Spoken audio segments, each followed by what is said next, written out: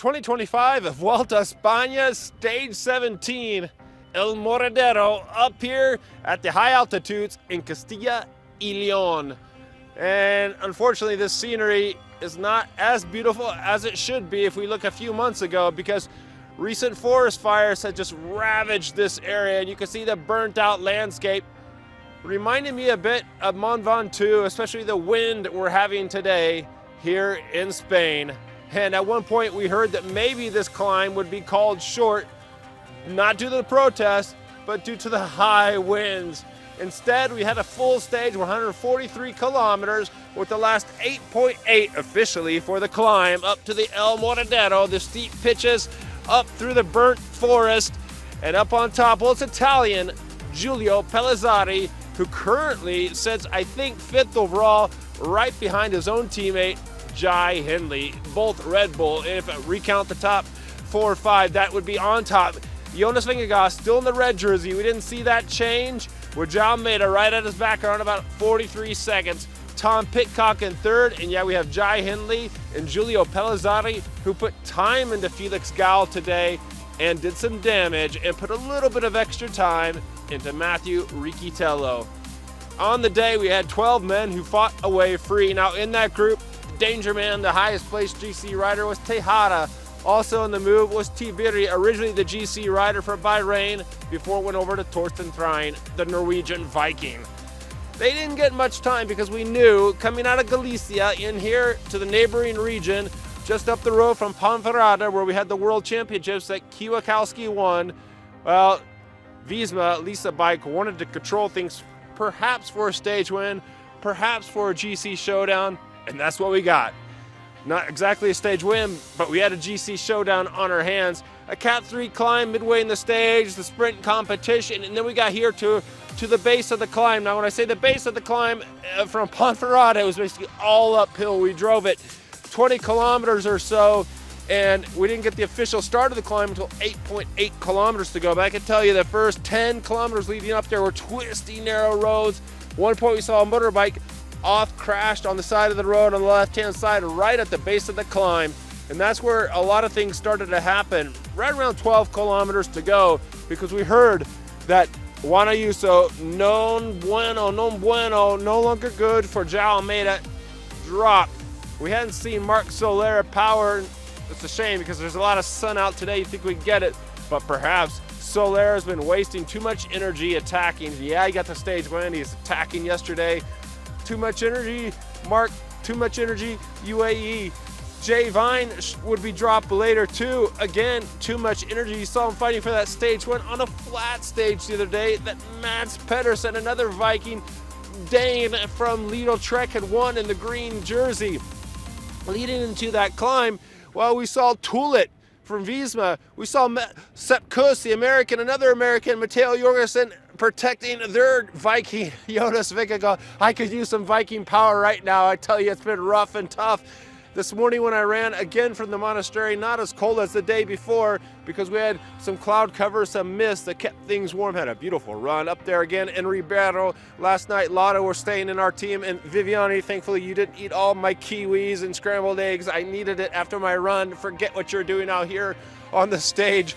Heading into that climb, the escape was whittled down to about 5. We had Tibiri, Tejada in there, but they weren't going anywhere, and they were picked up, and we had a GC battle on our hands on one of these important climbs with big, massive gradients. And we're looking at the stage profile right on the stage right now. You can see the ramps up there. The black sections will indicate the strongest, steepest pitches, and they were around 2/3 up into the climb.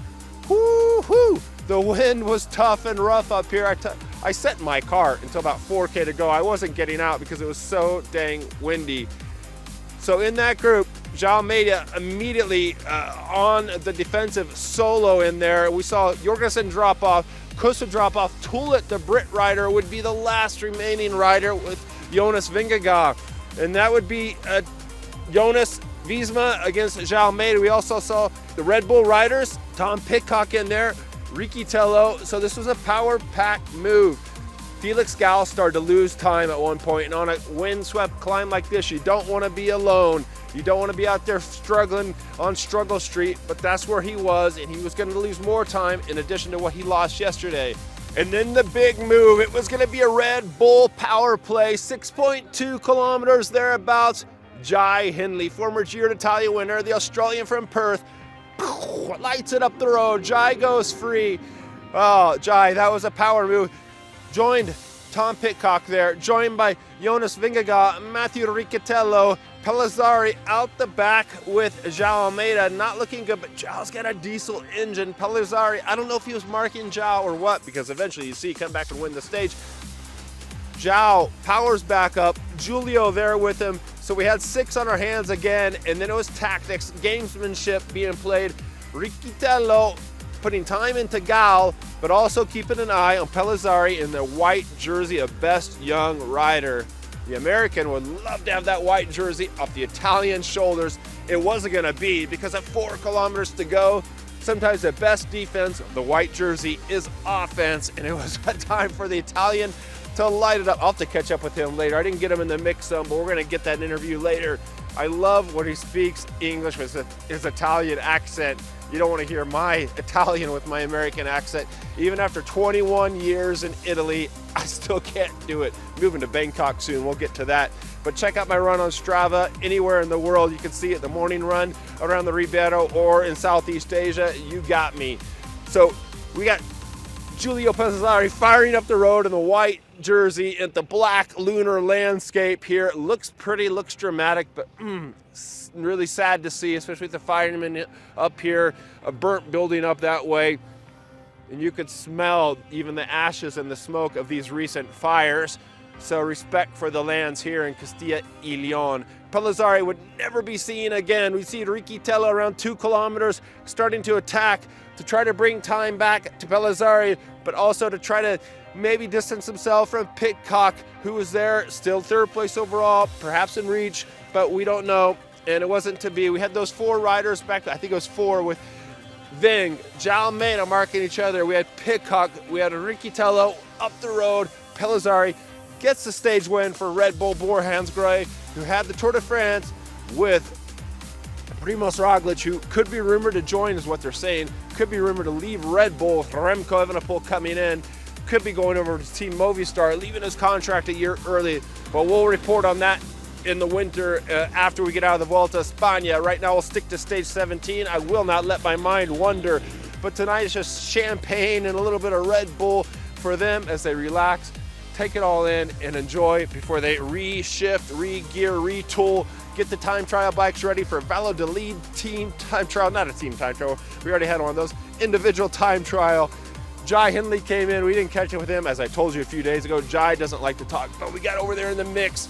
We saw Jonas Vingegaard put on his yellow overcoat over the red jersey. João Almeida takes off his helmet. He's got some curly, frizzy hair, pink sunglasses off. His team press officer is there. Team staff is there. He's cooling down on the rollers. Then he says, hey, we're gonna do some questions or not? Spanish colleagues jump in. They get some Spanish questions in with our Portuguese 2nd place overall rider, sitting around 45, 43 seconds back. GC up on the screen right now so we can refamiliarize ourselves with the GC. João Almeida said, I asked him point blank, what's up with the team? Because they're gonna be saying, you know, Soler's trying to win stages, Vine's trying to win stages, and where are they when it matters to protect your 2nd place overall or for you to try to win this Vuelta a España? I don't think he gave us a very satisfactory answer on the rollers. I cannot blame him. He must have been tired of the day. The wind made an impression on him. He said the lunar dark landscapes made an impression on him, and he saw the firefighters as well, and he took note of that.